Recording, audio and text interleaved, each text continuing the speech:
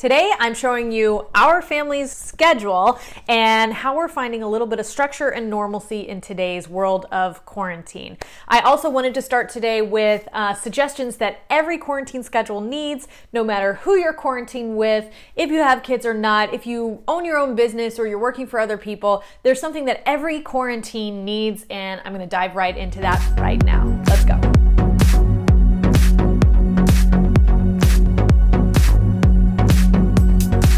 Hey guys, I'm Gwendolyn. I'm the content creator's best friend, and I am here to simplify content creation for you so that you can get back to what's most important in your business and brand. Now I'm talking all about how to bring efficiency and structure into your life during the quarantine. So even if you're not a business owner yet, or if you're just a mommy blogger, or you've got a side hustle, there's a lot you can benefit from this channel. So subscribe, hit that bell so that you can know what's coming out next.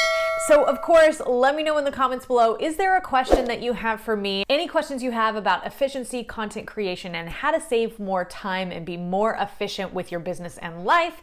That's what I'm here to help you with. So let me know in the comments below if there's something specific you'd like some help with. So in this video, I will absolutely be talking all about our schedule. I'm going to give you guys a close-up look at how we schedule our days. But first, there are 6 things that I want to lay out for you guys that I think every quarantine schedule needs. So let's dive right into my suggestions for a quarantine schedule. Number 1, I believe that everyone should have at least a moment in time every single day where they have focused productivity time. Now, if you are working for someone else remotely right now, or if you own your own business, or if you're a student or you have got kids in school, this all applies to that work time. So that time where you can be focused, you're not being distracted. We have ours structured out. I'm going to show you guys where each of us gets 4 hours a day where we get focused time. And I'm going to show you how that works when we have 2 preschoolers at home. Number 2, I think that it's important to have creativity time or learning time where you're learning something that isn't required for school or your work. Maybe it's learning a new language, learning a instrument that you've always wanted to learn, learning how to paint, learning something that's creative that feeds your soul, and trying things and allowing yourself to fail during this time. This is something that I think is really going to help the people that have felt like they've always been busy, go, go, go. And for me, I've been this way since I was in school. I wanted to get the fastest route through school so that I could graduate and start working and building my career. And then it just never stopped. I was always building my career, always working towards something, which never left me time to build those creative skills that I really wanted to build. Like I can play 2 instruments, but not very well because I never took the time to really build those skills. And now I have structured my day to where I can try to fit those types of things in. And again, I don't get this every single day, but I get it way more than I did before because I'm actually making time for it. For my kids, it is really just coloring or painting, Play-Doh even, and this is a time when I can be answering emails while they're being creative, and playing in this way, in a creative way, to where it's sort of structured, but also not. I'm not having to be super vigilant on what they're doing. Number 3, play and exercise. So if you're in a place in the world where you can't get outside as much, that's okay. You still should have some kind of exercise in your life. I'm not a huge exerciser. I'm just gonna put that out there. But it is a weird time to be stuck in the house as much as we are. We're not even walking through grocery stores as often, or Target or whatever. So we're getting to this place where we're not able to exercise as much as we used to. So I encourage you to find time in your day when you can find some way to play and exercise. And by play, I mean doing things that give you joy and have no other purpose than that, giving you joy. Playing a board game with your family, learning how to do, a quick TikTok and just learning a little TikTok dance, I don't know. Playing outside with your kids, playing soccer or something in your yard. Finding a way to play and exercise and having no other purpose for that than to just find joy. Number 4, And this can go with number 3, get outside. Again, I know there are places in the world that it's not a good time. It's still cold where we are in Ohio. It may be hot where you are. Whatever it is, try to get outside as much as possible. Just being in nature any way that you can, even if you have to drive to a park to be in nature, go find time that you can be outside regularly, not just once a week. Like, try to make this a regular occurrence where you are outside, even if it's just in your own yard.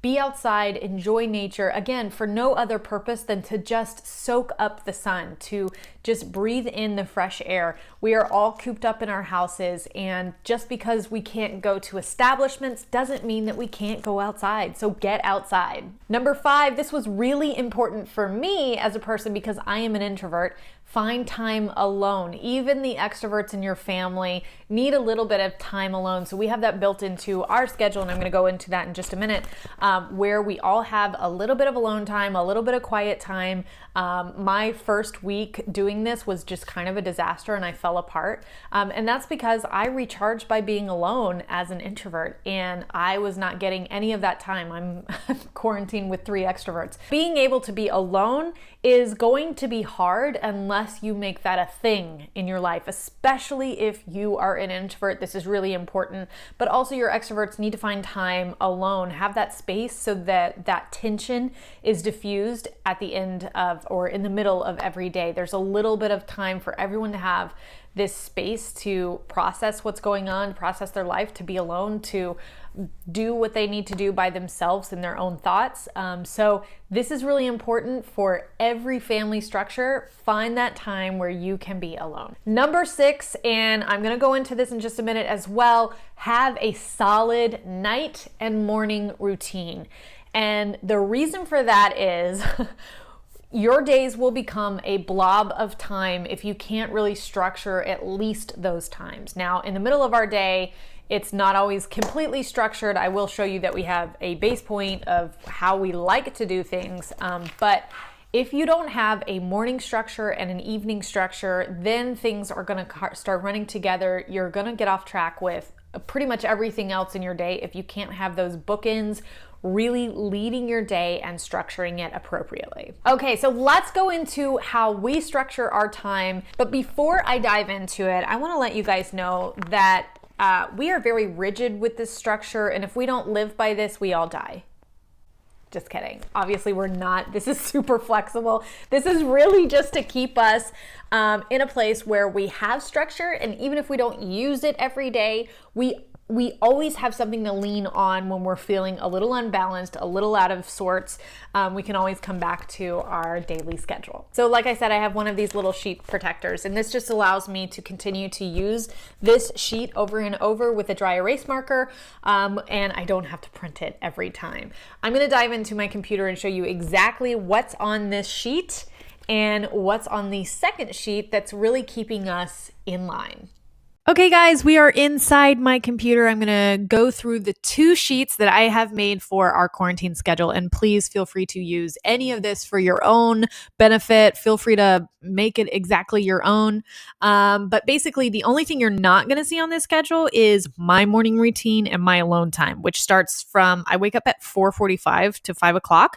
And so you're not going to see that on here. If you want to see my morning routine, I'm happy to share it. Just let me know in the comments below.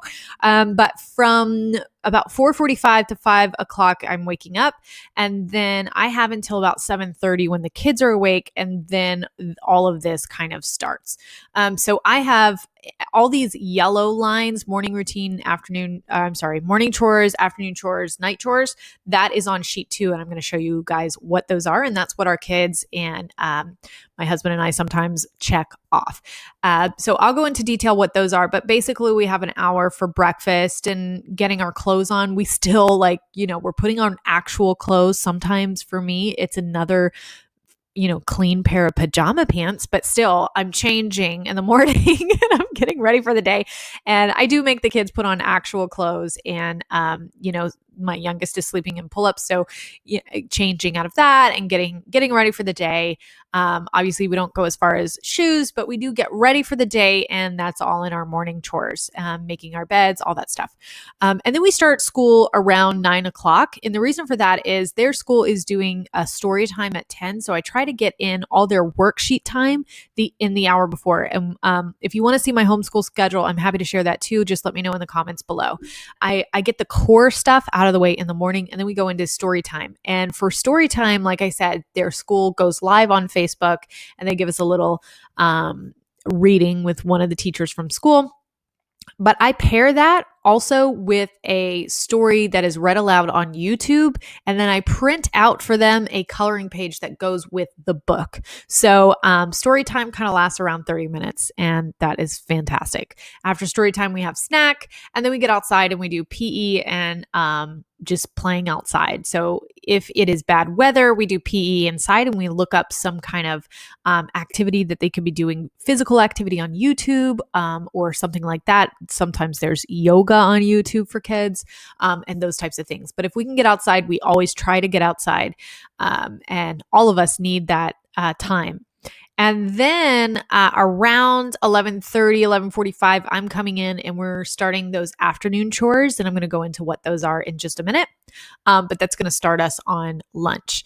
After lunch is when I start working. So the less structured time of their day comes in. So that's more educational game or show. So that would be ABC Mouse or ABCYA or one of those things, or there's lots of educational shows that they could be watching. So we put something on for them. And then we have quiet time, which is built in, obviously, so that everyone can have a little bit of alone time, but it's also built in so that I can work, my husband can work, and we can be working at the same time, which we don't, this is really the only time in the day when we can be working at the same time. Okay. And then we have free play, which is they can decide to do either Play-Doh or coloring or a craft, or they can play with their cars or imagination. They're only 15 months apart, so they like to play together. So we let them play together inside with some kind of free play, and it's not structured at all. Again, this is my time to work, so it's really whatever Jamie is willing to just like let them play with. And then we start dinner around 5, and then we do our nighttime chores, and we start getting the kids ready for bed. And then Jamie and I get to hang out the rest of the evening before I go to bed at 10 because I wake up so early.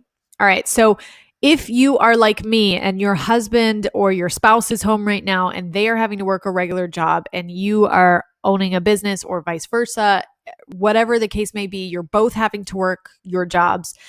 This is how we structured it with 2 preschoolers at home. If you have older kids, this is way easier because you can just say, okay, it's reading time for a whole hour. Go to your room and read.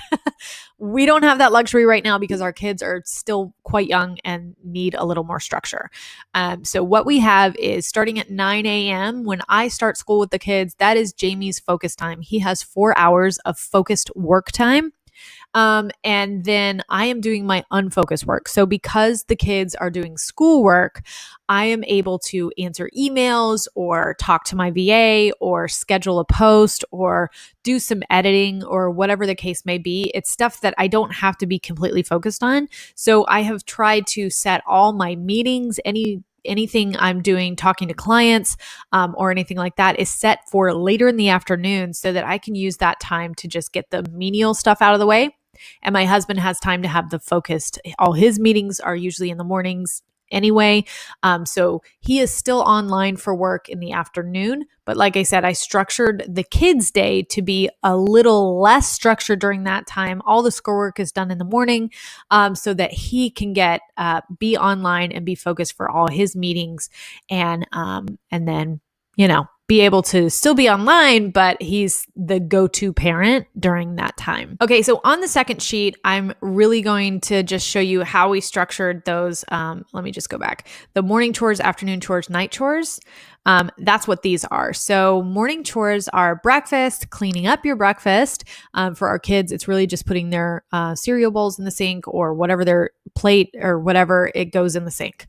And then for me, it's cleaning up the sink.